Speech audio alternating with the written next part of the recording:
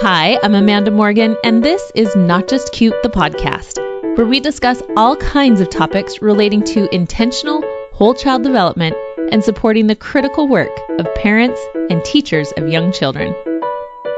I am so excited today to be talking with Kristina Bill and Joy Marchese, who, along with Jane Nelson, co-authored the book Positive Discipline for Today's Busy and Overwhelmed Parent: How to Balance Work, Parenting, and Self for Lasting Well-Being.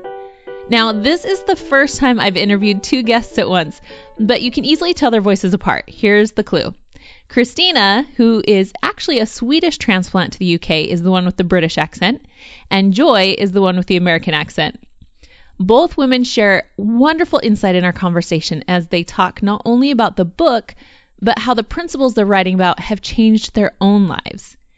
You can find show notes for this episode at notjustcute.com/podcast/episode 19. You'll also find a link there to get notified about my free parenting webinars. These webinars are live, not canned. I am right there in the video chat box, and we even have time for live Q&As at the end. They're absolutely free. I share real, applicable tips that you can put into practice that day. And I have a new one coming up later this month. I would love to see you there, so be sure to head over to the show notes or go directly to notjustcute.com/parenting webinars, all one word, to get on the parenting webinar email list and be among the first to get a personal invitation to register for our next free class. And now I can't wait to share this fantastic conversation that I had with authors Kristina Bill and Joy Marchese about their new book, Positive Discipline for Today's Busy and Overwhelmed Parent: How to Balance Work, Parenting, and Self for Lasting Well-Being. So let's jump in.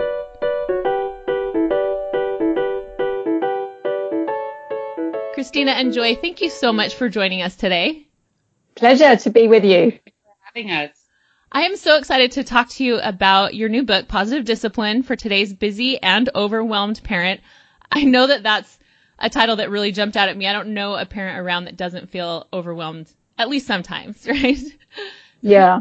Everybody's busy. So this is, I think, a really important book for parents. And so I'm excited to have you tell us a little bit about what's in your book and what's behind your book. But I wanted to start out by asking and pointing out, you wrote this book with Dr. Jane Nelson, who's been in the positive discipline sphere since the early 80s. I mean, really one of the pioneers of the movement, would you say?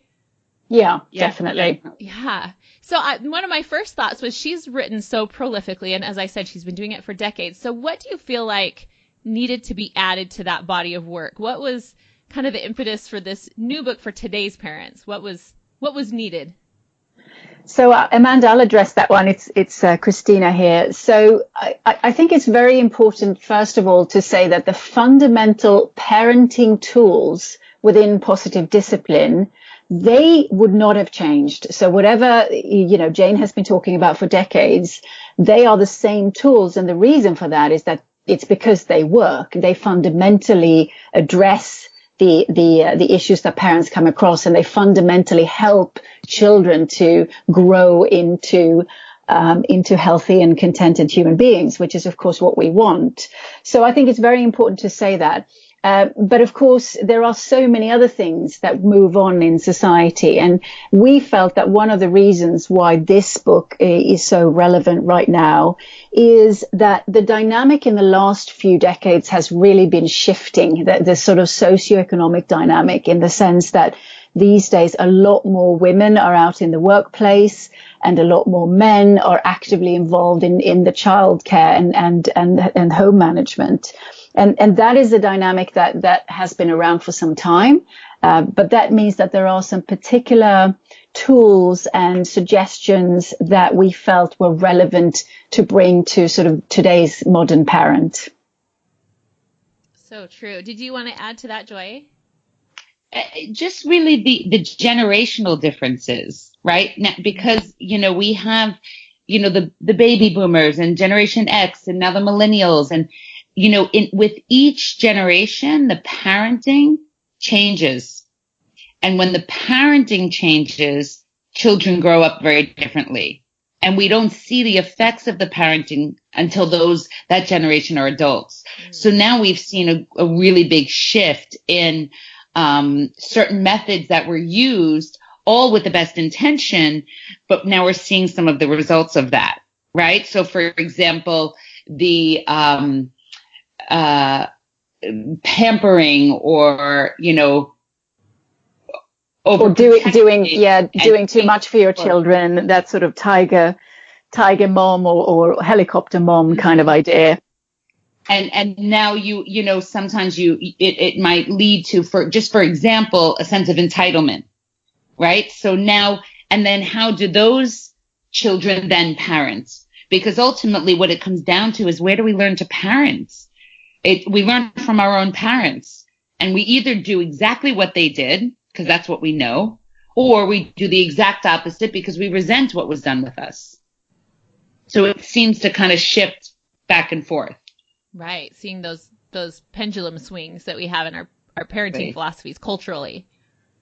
So, exactly. So when you mention these generational shifts and how women are becoming more involved in the workforce and other pursuits, and dads are becoming more hands-on, one of the things that I'm curious about that I'm hoping maybe you could speak to is, as the role of women is kind of shifting in the perceptions and our access to things, one of the things that I see parents struggling with and that I sometimes struggle with myself is finding that balance between wanting to be this really hands-on parent, right, which takes a lot of energy and effort and time, and then also having these other pursuits that are available to us or other passions that we're seeking or professional endeavors. So I guess one of the questions that a lot of parents will ask is that possible? Is balance really possible? Can you be hands-on and involved as a parent and find that balance? Can you speak to that challenge? I would say yes, absolutely. And there's a few things that are really important when you're regarding work-life balance and overcoming any sort of overwhelm, right? So how can you be hands-on and have your time for yourself, whether it's your profession or another form of personal fulfillment? So the first and number one thing that I would say is let go of guilt and perfection, because I think that is one of the things that hinders us the most as not just parents, but as human beings. Mm-hmm. So the feeling of having to do it all and be everything all at the same time. So, we talk a lot about you can have it all. You just can't have it all at the same time. So sometimes you're going to have to put a little bit more in the home and, let go a little bit at work. And sometimes it swings the other way. You might have a big project happening at work, and you might have to get a little bit more help at home during that time. Right. So it's finding that balance of what is your priority in the moment. The other bit that's essential, and this is not stressed in the other positive discipline books, is this practice of self-care. And self-care not being selfish, it's essential, not just for working parents, for any parents. Mm-hmm.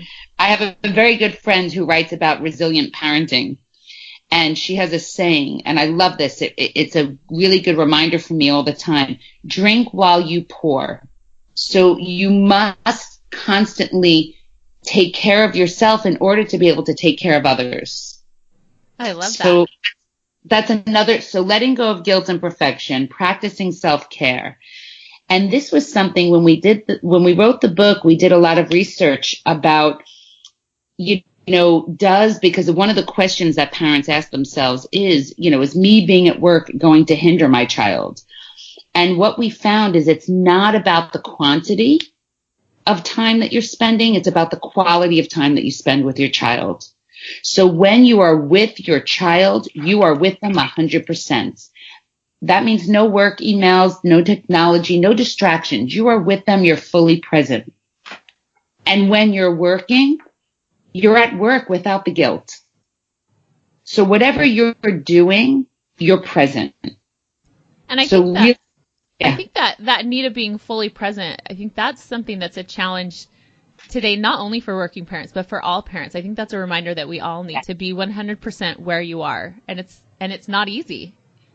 No, I think what I would like to add to this. So if that sort of sets the scene in terms of where are the areas that parents need to working on the letting go, working on the self-care. What we provide in the book is a lot of the how. So how do you do that? How do you actually work on yourself? How do you actually organize your life so that you can let go of guilt, so that you can be totally focused in the moment? And I think this is one of the areas where positive discipline really, really shines, because positive discipline is universally applicable to all our relationships. Because I think one of the problems that a lot of modern parents are having, or modern people in general, is the fact that we feel so utterly fragmented. We feel so pulled in all these different directions. So what we're looking for some sort of system or philosophy that can work across the board. And that's the beauty with positive discipline. If you become good at understanding it, because it has such solid psychology behind it, you can apply it with yourself, you can apply it with your children, and you can apply it with your partner, and also at work. So it's a very hands-on philosophy, and the book is full of tools and exercises that will actually literally help parents get to that point where they are able to let go a little bit of their perfectionism, feel present in the moment, able to focus on work when they're at work, because they know that what's happening at home is fine because they have applied sound psychology, and vice versa. I love that you mentioned that, Kristina, that it's because I feel the same way, that this philosophy is not really just about addressing kids and their behavior, which we'll talk about in a minute, but that it really is a philosophy that goes deeper. It's more about our relationships with people and with ourselves. Really, it's about human relationships and psychology, not just about changing behavior. Yeah. And again, to your original question, what has changed in the last decades? I think, and also to Joy's response about the difference in parenting and generational differences, what we are seeing is more and more what we are realizing as sort of an equality in looking at children as kind of equal human beings to parents, which is not really how things were seen in previous generations. There was the authority of the parent and the child had to comply. Whilst now in modern psychology, we have a much more egalitarian approach. And Adler was very, very on the forefront of that. He said it from the beginning, that mutual respect between parent and child, which is a mutual respect that actually you want in all your relationships, is the fundamental cornerstone to positive discipline and effective parenting. And I think that's so important, that concept of mutual respect. And that is something that some people feel uncomfortable with because they feel like it's becoming permissive or something of that nature, but it's not so much about the authority as much as the respect and the relationship. So I want to back up and talk a little bit. You mentioned Adler, and we were talking earlier before this interview that Adler, while I remember him being addressed in my developmental psychology classes, he's not really one of those big pillars that most people that get a developmental background really dive deep into. And positive discipline is really rooted in Adlerian psychology. So I'd love for you to speak. I know we can't take a whole, this could be an entire college course, but kind of the brief synopsis to catch people up on this theorist that maybe isn't as well known as he should be. Mm-hmm. And the beauty of that is now the research that is coming out is all backing up his work. And we're talking over a century ago, right? So Adler was a colleague of Sigmund Freud. So this is a really long time ago. And Adler was the grandfather of humanistic psychology or individual psychology. So really all about relationships and social interests. And his predecessor, Rudolf Dreikurs, that carried on his work, really kind of took Adler's work and brought it to the masses, made it much more, put it more in layman's terms for people to understand. And Jane Nelson and Lynn Lott, who created positive discipline, they were students of Dreikurs. So they learned this from the people, right, created it. And what they found was in their own lives, what a huge difference it made. And that's what inspired them to really share the work. So what they did in such an ingenious way was they made it experiential. And that is what I think really makes it stand out is, we can recommend a million books that were written by Dreikers and Adler that would be really great with the theory, but putting that theory into practice, that's the hard bit. And I think, again, that's where the tools come into play.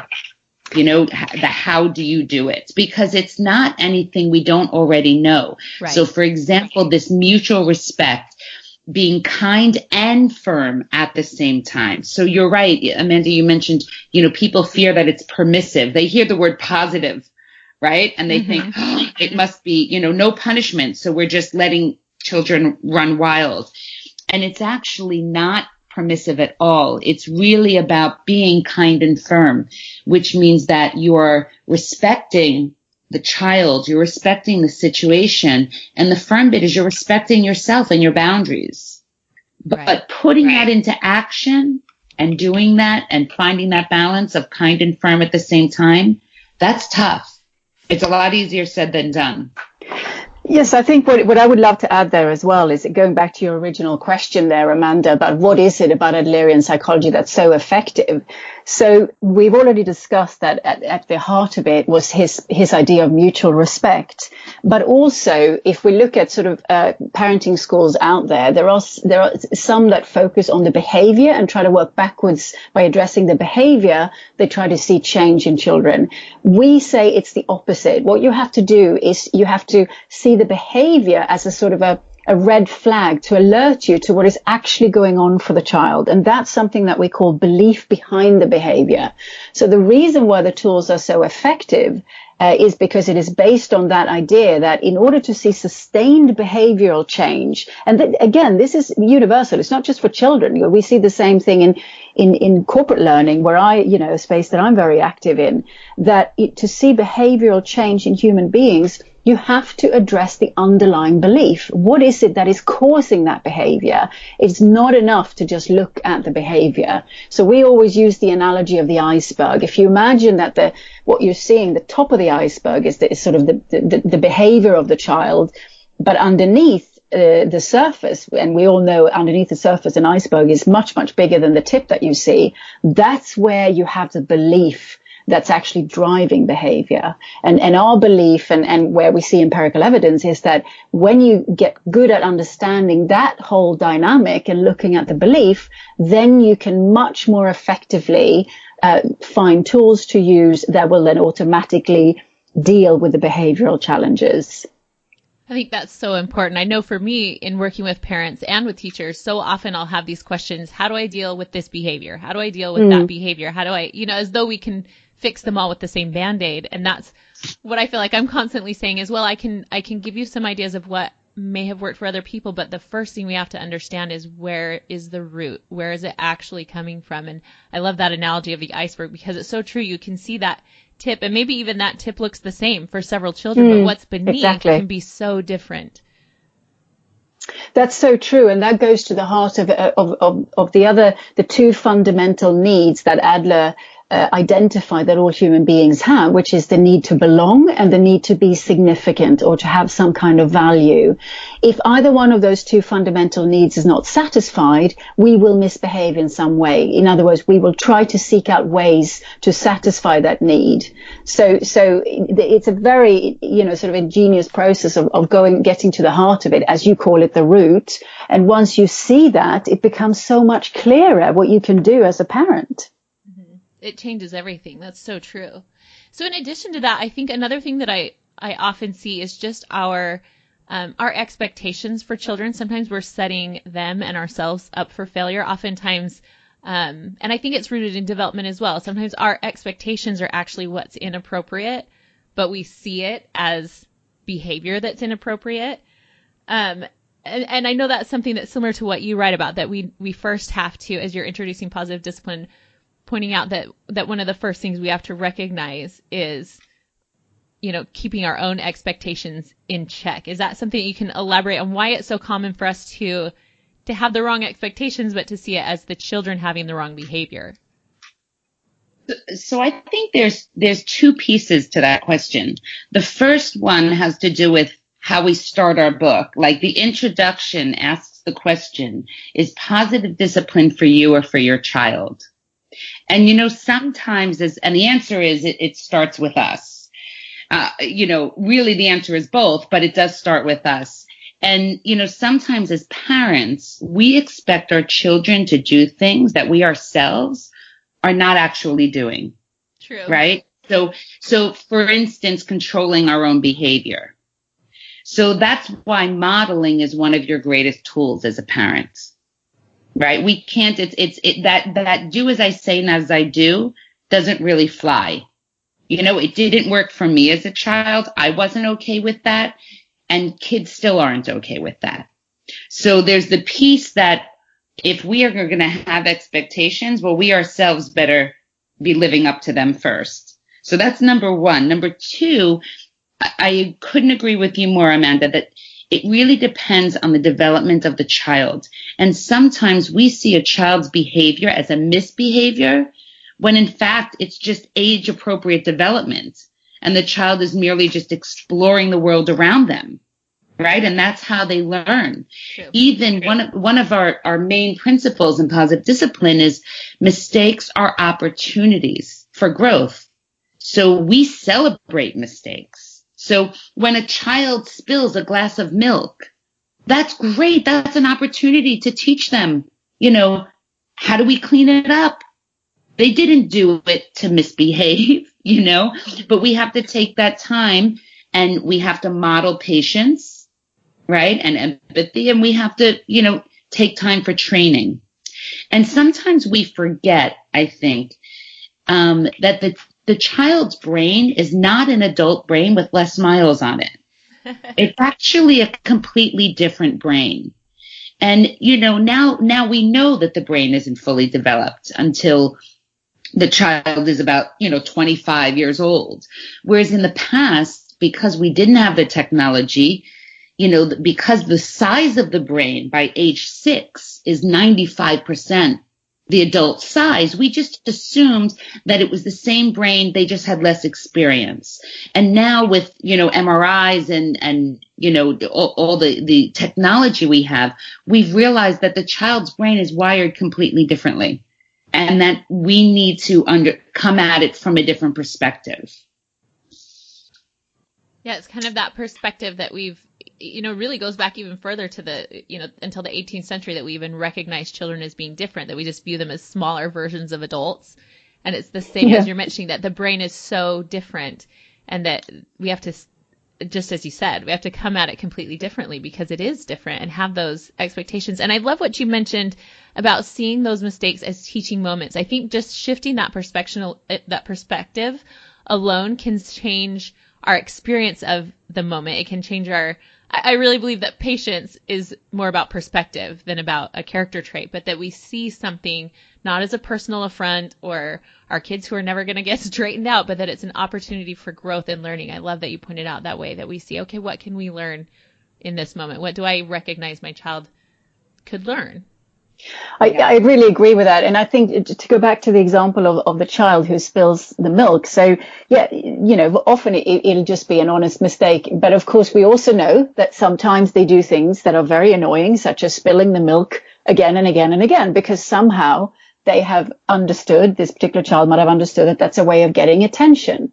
So, to a parent, lots of behavior that children do can look like it's sort of planned misbehavior, that they're doing it to be malicious or to be annoying. And they're not. They're doing it to get their fundamental needs of belonging and significance satisfied. And because their brains aren't fully able to think in bigger concepts such as cause and effect and long term, they can't see that spilling milk isn't the way to get that need satisfied. They just try it, and then maybe mom went, okay, come, don't worry, I'll sort that out. And then the next time they try it again and they go, I'll get the same attention again. So again, it's just to help parents understand that it's not that the child is being, deliberately this way or that way. It's just that they're trying to fit into a complex world without having all the tools ready yet. Right. And as you mentioned, we're talking so much here with the philosophical aspects of it, but that step-by-step approach, recognizing that they're doing this repeated behavior because they're seeking attention or significance, recognizing it and actually changing it is a bigger process. And so we want to remind people that the application steps, the process is addressed more fully in this book that you've written, just so that people aren't left hanging for now, what do I do? Right?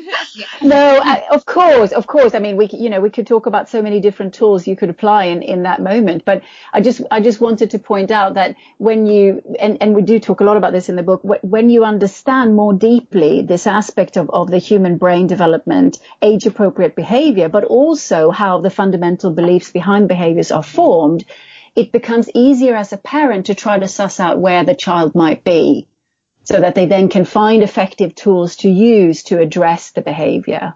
So true. Well said. So we addressed a little bit earlier, we talked about guilt and the need for self-care in order for us. And I love the phrase, I think it was you, Joy, that shared that we have to drink while we pour.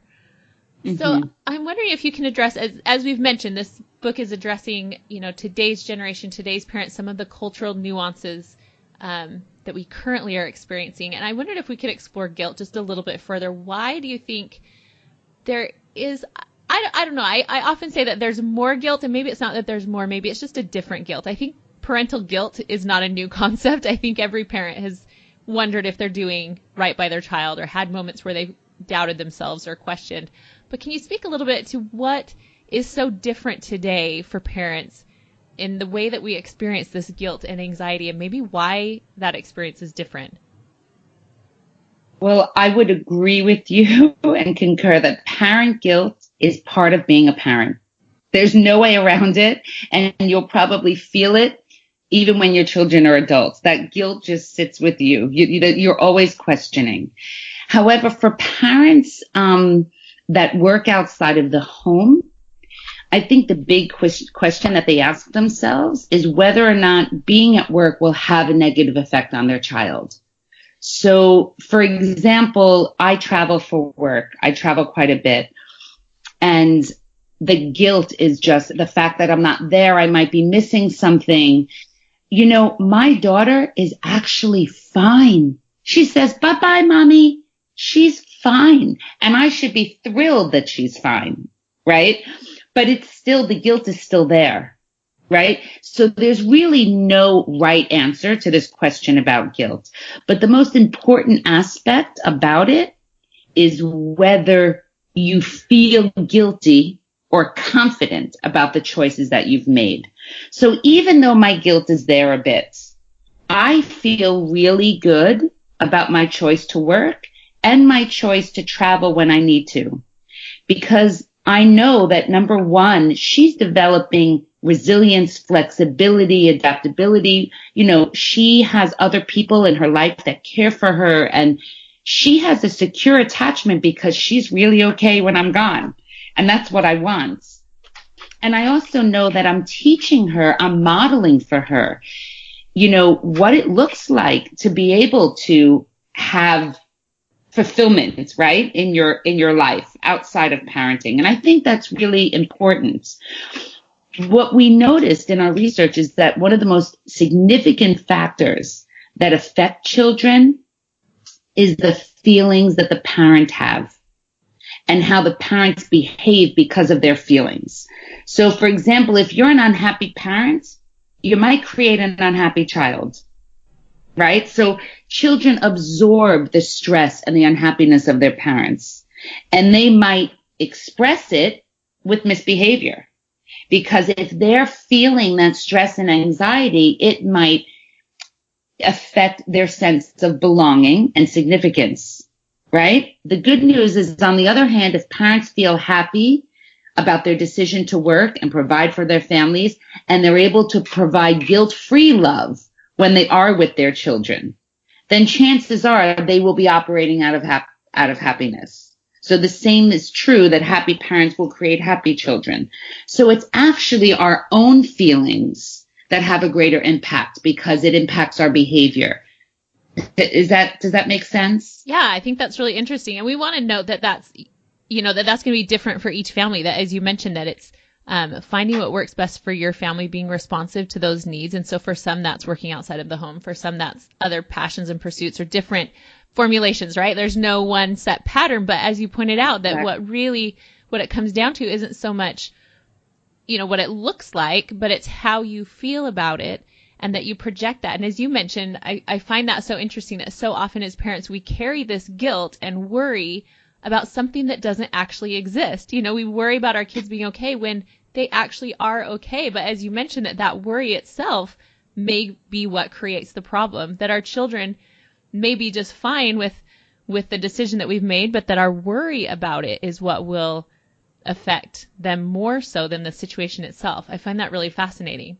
Yeah, I think what's really important to add as well, and we talk about this in the book, is that sometimes as a parent, you might confuse the feeling of kind of genuinely just sort of longing for your child, but knowing that your child is okay back home and feeling guilty. Sometimes we can confuse the two. So obviously when Joy is traveling and when she's away and she's thinking about her daughter, then a lot of it is going to be, I just long to be with her. And that's a really healthy, lovely emotion. That's not the same as feeling guilty and worried that the child might not be okay. And we know that sometimes those emotions can get confused. So I think it's really important for parents to also kind of check in with themselves and go, well, I know my child is okay. They're learning great life skills. They're having a great time. Yes, I'd love to spend time, but that's a healthy emotion. That's not the same as guilt. And we see those two getting confused quite often. And the other thing I just wanted to add there as well is that when we were writing this book and doing our research, there's now so much research out there that confirms that children who grow up in dual working households, or where both parents are involved in both the childcare and being active outside the home, whether that is professionally working or active in voluntary things, that's not the point. But the point is that is actually inspirational for children. And there is now research that confirms that those children often grow up more successful because they've been modeled on two parents. Not that we're saying you have to have two parents, but the research is saying that being active outside the home actually has a positive benefit on the child. Interesting. And to your first point of recognizing our own emotions and naming them accurately, it just reminded me again of what you said, that this whole philosophy of positive discipline isn't really just about our kids, it's about ourselves. And just as much as we teach our children to, recognize and name their emotions and deal with them in healthy ways, it's us as well that we need to accurately name our emotions and recognize them and deal with them in healthy ways. And it's much like you said, I've said the same thing, that there's no book or philosophy or course that's going to change your kids, but it changes us. And when we change, that's what changes our kids. And when we can adopt all of these perspectives and as you said, model them for our children, but also the way that it changes us changes our kids. And that's really important. So I wanted to ask just a few quick things before we wrap up. Just to clarify for people, would you say that your book is mostly focused on an audience that is dual working parents or working moms, I would say? Is this a book that you feel like would be useful for, say, a stay-at-home mom, or do you feel like it's really targeted towards parents who are also balancing careers?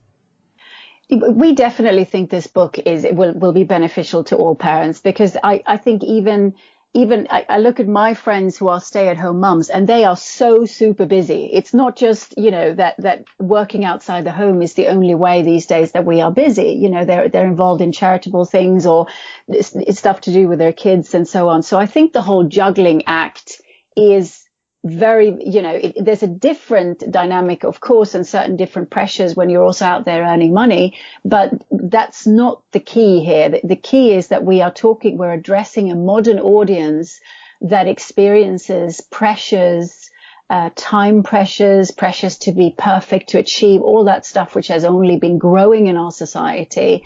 So we would definitely say that this book can benefit all parents in that way.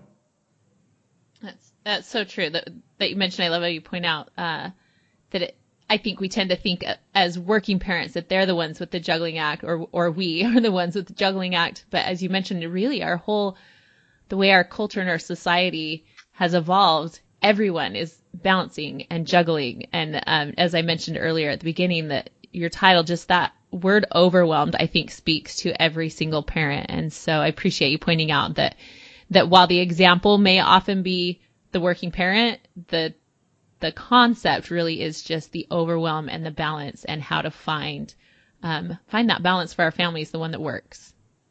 Yeah, exactly. So last of all, I wanted to ask you both, I know a lot of the time when I'm writing or speaking, I find that I'm actually the one that's learning or that's always, or that's processing something I've learned. And in fact, I read a quote one time that says, I write because that's how I learn. Yeah. I have to write so that I can figure things out.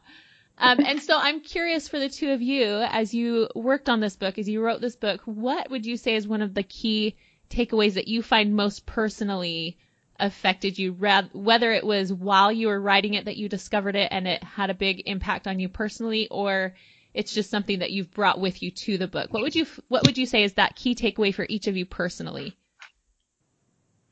So I would like to share two quick things. One is the fact that when we were writing this book, I had been trying to become a parent for many, many, many, many years. And it finally happened just before the book was complete. The beauty is, so even though I have an educational background, I've been teaching, I've been in the corporate and all of that. So all of that goes into the book. But the beautiful thing for me is that I became, very shortly after we finished this book, I became this busy, overwhelmed parent. And everyone was like, are you really okay? You seem to have everything together. Like, are you just pretending everything's okay? And for me, all I was doing was applying what I wrote, and it works. So for me, the proof was in the pudding, and I was so relieved to be like, yes, I can honestly say that if you apply this book, it does work in your life. And to piggyback off of that, my biggest aha moments, not aha moments, but more my biggest reality check. We have a chapter in the book for couples because, again, this is for all relationships. And I have to say, I've been really pretty good at applying this most of the time with my daughter and with my friends and my colleagues. And I am terrible at applying it with my husband. So even though I have co-wrote this book and I teach it, this is what I do through my company, Positive Discipline UK, I am still rubbish at applying this in that relationship. And I have gone back and reread the chapter for couples. And I'm really working on it. So for me, my point is there's no perfection. You never reach a point where you're like, oh yeah, I wrote this book and I'm an expert. No way. Right. We are having to, and this is hard stuff. It's not easy to apply, but when you apply it, it's a beautiful thing. So yeah, that was the big aha for me. Thank you for sharing that, Joy. How about for you, Kristina? Yes, so, and it comes back to the fact that, so my background is different. I don't come from an educational background. I'm a coach, and I've worked in adult learning, in the organizational and corporate learning for 20 years. So, when Joy asked me to come on board to write this book, was to bring that perspective, and I wasn't familiar with positive discipline until we started this. And I can honestly say that with all the different methodologies and so on I have trained over the years as a coach and everything I use in the workplace, I find that the universal principle of Adlerian psychology and positive discipline is just astonishing. It really, and maybe the iceberg analogy in some ways is really the most profound. If we could just constantly, as human beings, remember that in all of our situations, that all we see of each other is the tip, and there's so much going on underneath. I genuinely, without sounding too like woohoo, I genuinely think it would be a better world if we could all just be more open to each other to see what's really going on for people. And so that was sort of my big wow moment, and how much that has affected me both personally and professionally. And finally, what I would like to add also is that I think there's so much advice out there that says what you're supposed to do. And whether it's in parenting or personal development, professional development, but it's always about the how. How do we actually get there? People usually go, yeah, I get that, but I don't know how. And what I find so brilliant with posture discipline is that it is experiential. It really provides you with the how. It is that thing where you can, leave your analytical mind to one side and just trust the process and apply it consistently at home and with yourself and with your colleagues, and it's going to work. And I think there are few philosophies out there that can really tick those boxes. So that would be what I would say has been the biggest thing for me. Thank you for sharing that. And thank you for coming today. I really, just listening to you talk, I'm excited about what this can do for parents. And I'm excited to dive into it more deeply myself. So we'll make sure that all of the links to the book are on the show notes for this episode. So if you're wanting to find the book, you can find the link there. But the title is Positive Discipline for Today's Busy and Overwhelmed Parent: How to Balance Work, Parenting, and Self for Lasting Well-Being. Kristina, Bill, and Joy Marchese, thank you so much for joining us today. It's been such a pleasure, Amanda. Thank you. And love the stuff that you've got on your website as well. So much amazing inspiration for parents. So it's wonderful to have connected with you. Thanks again for listening to Not Just Cute, the podcast. You can find show notes at notjustcute.com/podcast/episode 19. You'll find links to the book we discussed today, along with other interesting resources. While you're there, be sure to get on the list to find out about my free parenting webinars. Again, these classes are free, they're live, and all you have to do is get your spot saved and show up online. Get on the list for the next class by heading to the link in the show notes, or go directly to notjustcute.com/parenting webinars. I'm Amanda Morgan. You can read more on my blog and sign up for the Not Just Cute newsletter at notjustcute.com. And follow me on Facebook. That's facebook.com/notjustcute. Thanks for listening today, and thank you for standing up for children and for childhood.